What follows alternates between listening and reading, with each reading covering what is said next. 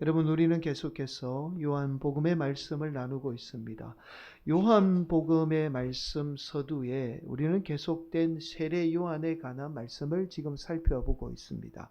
여러분, 우리가 함께 나누고 있는 요한복음은 세례 요한의 출생에 관해서 구체적으로 말씀하고 있지는 않습니다. 그러나 누가복음에 의하면 세례 요한의 출생과 특히 예수님과의 관계에 관해서 구체적으로 말씀을 하고 있습니다. 여러분, 지난 시간에 잠깐 말씀드렸듯이 세례 요한의 아버지는 제사장 사가랴입니다. 어머니는 엘리사벳이에요.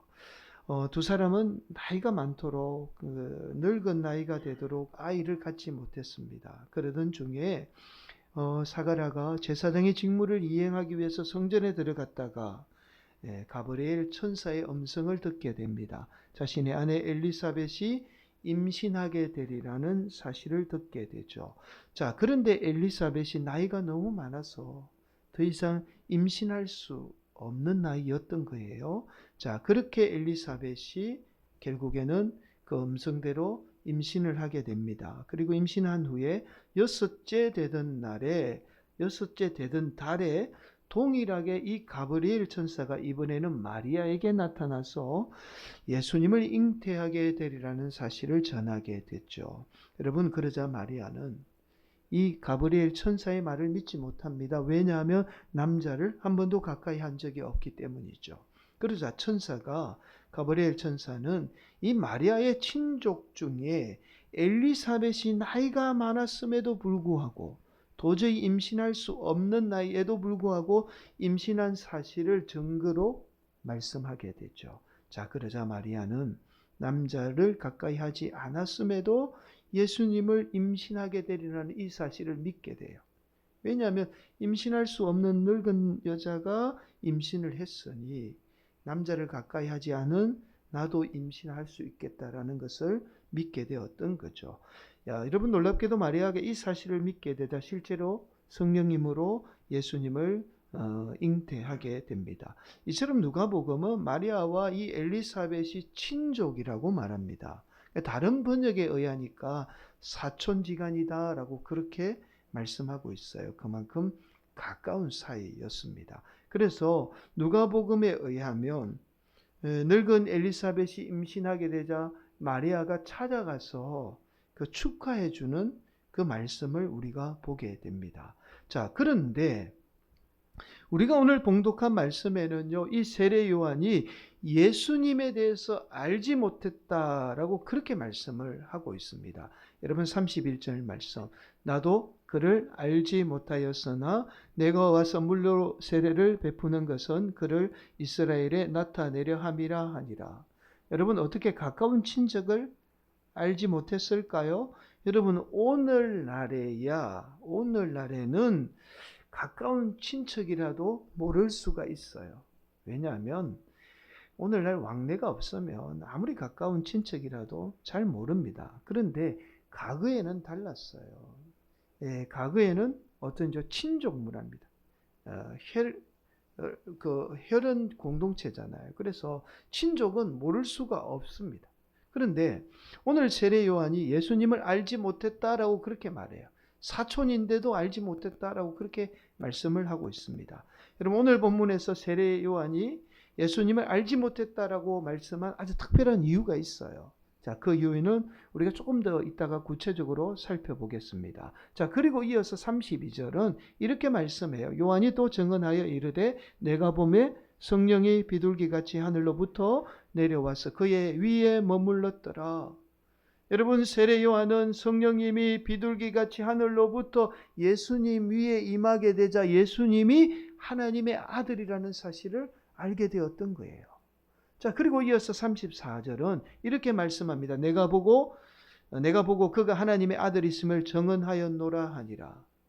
지금 세례 요한은 성령님이 예수님 위에 머무는 사실을 보고는 성령님이 예수님이 하나님의 아들이라는 사실을 증언하고 있는 거죠.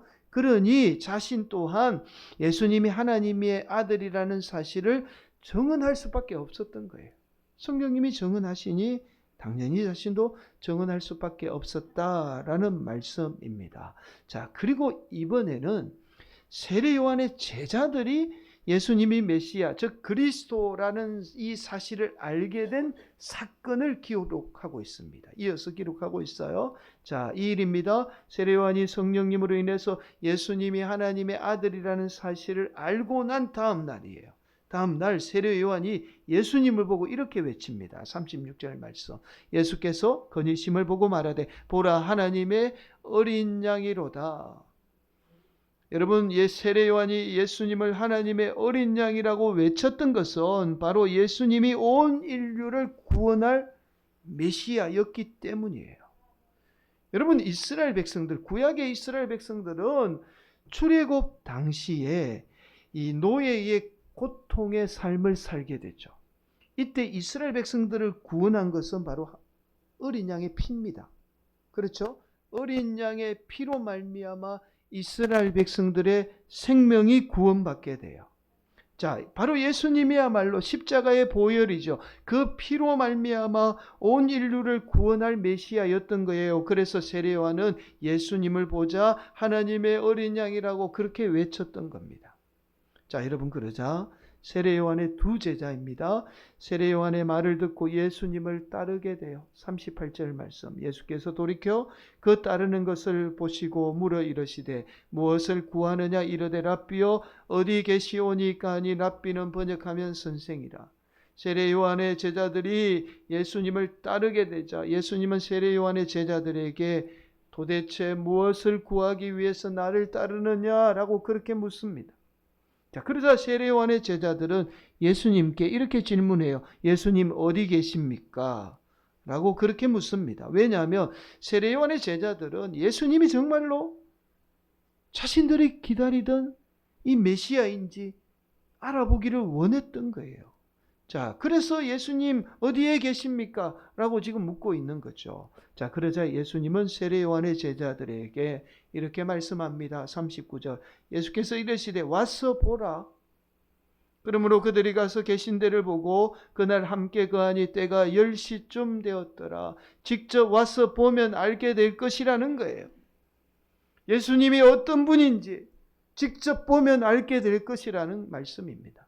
자, 그렇게 세례 요한의 제자들은 예수님이 메시아, 즉 그리스도라는 사실을 알게 됩니다. 그러자 이 사실을 자신의 형제에게 알리게 되죠. 바로 그 사람이 우리가 너무나 잘 아는 베드로입니다. 자, 42절 말씀. 데리고 예수께로 오니 예수께서 보시고 이르시되 내가 요한의 아들 시몬이니 장차 게바라 하리라 하시니라. 게바는 번역하면 베드로라. 여러분, 베드로의 형제가 바로 안드레입니다. 안드레는 원래 세례 요한의 제자였어요. 그런데 세례 요한의 말을 듣고 예수님이 메시아라는 사실을 알게 되자 이 사실을 자신의 형제인 베드로에게 전하게 되었던 겁니다. 결국 베드로가 예수님을 만나게 된 것은 바로 그의 형제 안드레 때문입니다. 자, 여러분, 그런데 우리는 여기에서 한 가지 의문점이 들어요. 세례 요한이 예수님이 하나님의 아들이라는 사실을 알게 된 것은 성령님 때문이죠. 성령님이 비둘기같이 예수님 위에 임하게 된 거예요. 이 모습을 보고 세례 요한은 예수님이 하나님의 아들이라는 사실을 알게 된 겁니다. 자, 그런데 제자들은 달랐어요. 여러분, 오늘 본문 말씀을 살펴보아도 제자들이 예수님이 하나님의 아들이라는 사실을 알게 된, 즉 메시아라는 사실을 알게 된 특별한 어떤 계기가 없습니다. 심지어 제자들 앞에 우리 성령님이 직접 어떠한 모습으로 나타나 보이지도 않았어요. 그런데 어떻게 제자들이 예수님이 하나님의 아들인지 메시아인지 어떻게 알아보았을까라는 겁니다. 여러분, 바로 이 의문이 오늘 본문이 저와 여러분에게 말씀하는 숨은 메시지예요. 자, 여러분, 그렇다면 이 의문을 좀 풀기 위해서 다시 본문 말씀으로 돌아가서 말씀을 조금 더 구체적으로 살펴보도록 하겠습니다. 먼저 39절은 이렇게 말씀합니다. 함께 봉독하겠습니다. 예수께서 이르시되 와서 보라. 그러므로 그들이 가서 계신 데를 보고 그날 함께 거하니 때가 10시쯤 되었더라. 여러분, 성경에서 항상 시간을 말씀할 때는 특별한 의도가 있습니다. 자, 오늘 본문에서 제자들이 예수님이 계신 곳을 찾아가서 예수님과 함께 했던 시간을 구체적으로 지금 서술하고 있어요. 10시쯤 되었더라. 이렇게 말씀합니다. 여러분, 오늘날 우리의 시간 개념은 태양력이죠. 낮과 밤을 12시간으로 상관없이 무조건 구분을 해서 총 하루를 24시간으로 나누게 됩니다. 그러나 예수님 당시에 유대인들은 이 달 있죠. 밤에 뜨는 달의 주기로 시간을 정했어요. 그래서 달이 뜨는 시간이 시간의 기준을 삼습니다. 그래서 오늘 본문에서 10시쯤 되었다는 말씀은 오늘날 우리 시간으로 10시를 말하는 게 아니에요. 자, 당시 시간으로 오후 4시를 말합니다. 그러니까 유대인들은 해 뜨는 시간도 시간의 개념을 해 뜨는 시간으로 0을 잡았어요. 그러니까 우리 시간으로 오전 6시가 어떻게 해요? 0시가 되는 거예요. 7시가 1시가 되는 겁니다. 그러면 10시 하면 오늘날로 치면 오후 4시쯤 돼요. 4시가 조금 넘는 시간을 말씀합니다. 여러분, 보통 오후 4시면 어떻게 돼요? 하루 일과가 다 끝나는 시간이에요. 4시 반쯤에 해가 집니다. 한낮에 해가 지는 시간이죠. 그렇다면 오늘 본문에서 지금 제자들이 예수님과 하루 종일 예수님과 함께 머물렀다라는 사실을 지금 강조하고 있어요. 하루 종일 제자들이 아침에 만나서 하루 종일 예수님이 거처하던 곳에서 머물렀던 겁니다. 여러분, 제자들이 예수님과 하루 종일 머물면서 무엇을 했을까요? 그냥 아무것도 하지 않고 그냥 얼굴만 바라보고 있었을까요? 그렇지는 않았을 거예요. 무수히 많은 이야기들을 아마 나누었을 겁니다. 왜냐하면 자신들이 목숨을 걸고 지금 예수님을 따르려고 하는 거예요. 그러면 우리가 저 사람을 위해서 목숨을 걸고 따를 수 있는 사람인지 없는 사람인지 알아봐야 될 거 아닙니까? 그러니 말이 돼야지 예수님이 정말 자신들이 기다리고 있던 메시아인지 엄청나게 검증을 했다는 사실이에요. 그래서 제자들이 늦은 오후 시간까지, 여자도 아니고 여자들은 카페에 모여서 늦은 시간까지 차 한잔 시켜서 이야기할 수 있지만 남자들은 할 말이 없어요. 그런데 늦은 오후 시간까지 예수님과 함께 했던 겁니다. 자, 바로 이 사실에 저와 여러분이 주목해야 합니다. 앞서서 세례 요한은 예수님이 하나님의 아들이라는 사실을 성령님으로 인해서 알았던 거예요. 반면에 제자들은 예수님과 많은 시간을 보내면서 예수님이 하나님의 아들이라는 사실을 알게 되었던 거죠. 여러분, 그렇다면 제자들이 예수님과 많은 시간을 보내면서 예수님의 무엇을 보고 하나님의 아들이라는 사실을 알게 되었을까요? 바로 자신들과 다른 무엇인가를 보았기 때문이죠. 자신들이 가지고 있지 않던 무엇인가를 예수님이 가지고 있었던 거예요. 여러분, 결국 제자들이 자신들과 전혀 다른, 즉 성령님입니다. 성령님이 있었던 것을 보았던 거예요. 더 정확하게 조금 더 구체적으로 말씀을 드리면 성령님으로 변화된 예수님의 모습을 보았던 겁니다. 그래서 제자들은 예수님이 메시아라는 사실을 알아보게 되었던 거예요. 여러분, 세례 요한이 예수님을 보고도 알지 못했다라고 말한 이유도 바로 여기에 있습니다. 여러분, 자신이 그동안 알고 있던 예수님과 완전히 다른 예수님이었던 거예요. 여러분, 그렇잖아요. 어릴 적부터 함께 놀던 사이입니다. 사촌이에요. 6개월 차예요. 세례 요한이 6개월 먼저 태어났고 예수님이 6개월 뒤에 태어났습니다. 그러면 아무리 멀리 떨어져 있어도 집안에 행사가 있을 때마다 모여서 아마 뛰어놀았을 거예요. 여러분, 그렇잖아요. 아이들은 금방 보고 금방 뛰어놀아요. 금방 즐겁게 놉니다. 예수님과 세례 요한의 사이가 그런 사이였어요. 그런데 성령님이 예수님에게 임하게 되자 완전히 다른 인물이 되었던 겁니다. 그래서 자신이 알고 있던 예수님과 다른 인물이었기에 나는 몰랐다, 모른다라고 그렇게 말할 수밖에 없었던 거예요. 사랑하는 성도 여러분, 이 사실이 너무나 중요해요. 결국 오늘 본문의 말씀은 제자들이 성령님으로 인해서 변화된 예수님의 모습을 통해서 하나님의 아들이라는 사실을 알았듯이 여전히 성령님은 저와 여러분 가운데 임하셔서 저와 여러분을 변화시키시는 분이라는 사실을 지금 말씀하고 있어요. 여러분, 이것이 바로 성령님이 하시는 일이에요. 우리는 성령님 하면 어떤 기적을 일으키는 분으로 잘못 알고 있습니다. 성령님은 그런 분이 아니에요. 저와 여러분의 삶에 변화를 일으키시는 분이 바로 우리 성령님입니다. 이것을 어려운 말로 초월성이라고 합니다. 그러니까 우리 성령님이 우리를 초월케 한다는 거예요. 이 초월은 어떤 초월이냐면, 여러분, 저와 여러분은 태어나는 순간 가장 먼저 죄의 본성에 의해서 지배를 받게 돼요. 무서운 죄의 본성이 우리를 지배합니다. 자, 그러나 여기에서 끝나지 않아요. 자, 또 부모님이 저질렀던 죄를 우리가 그대로 물려받아요. 그래서 내가 죄를 짓지 않았는데도 죄가 우리를 괴롭혀요. 그런데 여기에서 끝나는 게 아닙니다. 또 자라면서 받은 상처와 아픔 또한 우리의 삶을 평생 좌우하게 돼요. 저와 여러분이 아무리 많이 배우고 많이 가졌다고 해서 이 본성을 거스를 수 없어요. 많이 배워도 이 본성에 매여서 평생을 삽니다. 괴로워하며 살아요. 우리가 흔히 성공했다라고 하는 사람도 절대로 이 본성에서 벗어날 수 없습니다. 그래서 우리가 평생을 내가 지은 잘못도 아닌데 괴로워하며 살게 돼요. 그래서 태초에 인류가 범한 죄의 틀, 그리고 우리 부모님이 저와 여러분에게 물려주신 죄의 틀, 그리고 우리 사회가 만들어 놓은 사고의 틀 속에 갇혀서 평생을 고통 가운데 불행한 삶을 살게 됩니다. 그래서 성공해도 불행한 거예요. 많이 가져도 불행한 겁니다. 많이 배워도 불행한 거예요. 그래서 오늘날 저와 여러분이 불행의 원인조차도 모르고 불행한 삶을 살고 있어요. 그래서 여러분, 오늘 대부분 불행을 겪고 있는 분들에게 왜 그러냐고 물어보면 대부분 이렇게 대답합니다. 원인을 모릅니다. 저도 원인을 몰라요. 정신과 상담 의사도 원인을 모른답니다.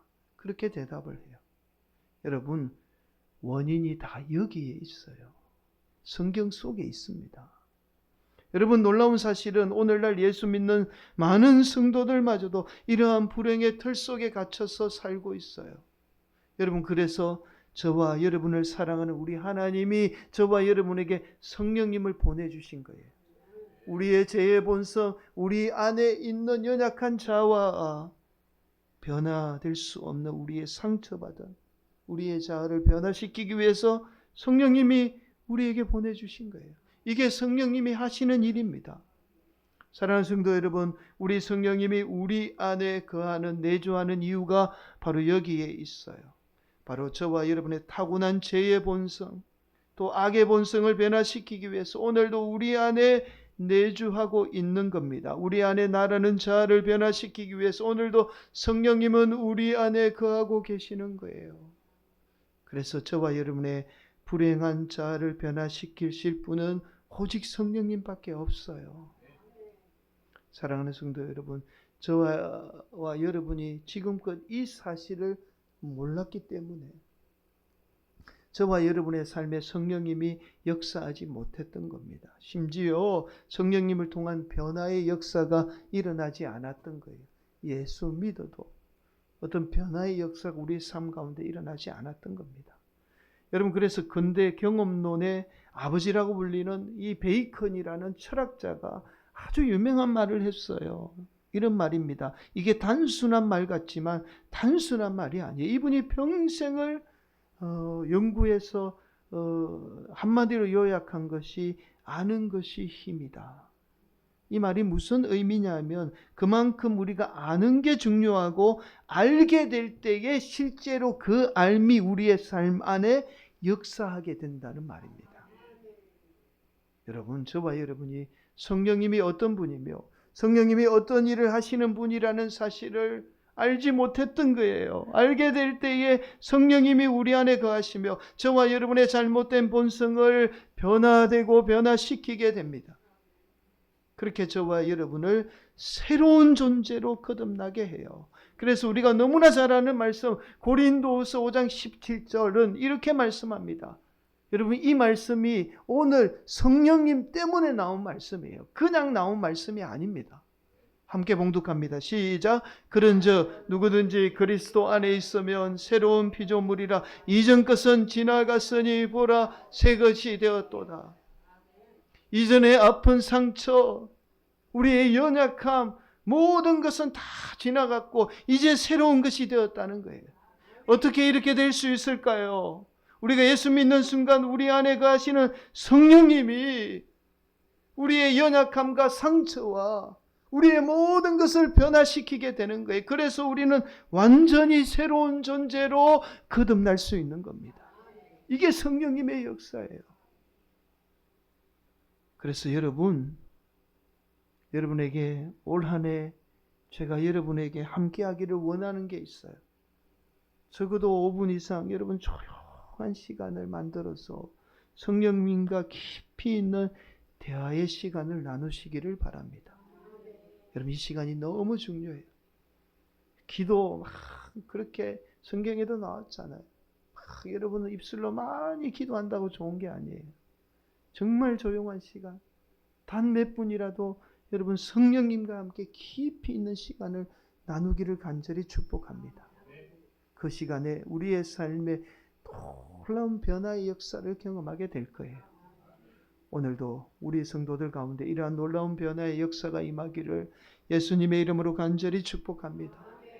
여러분, 제가 말씀을 준비하면서 예화가 사실은 좋은 예화가 있었는데 제 경험을 조금 나누는 게 좋겠다라는 생각이 들었어요. 왜냐하면 저의 삶에 일어났던 변화의 순간에 항상 여러분 초자연적으로 생각할지 모르겠습니다만 저는 성령님의 음성을 직접 들었어요.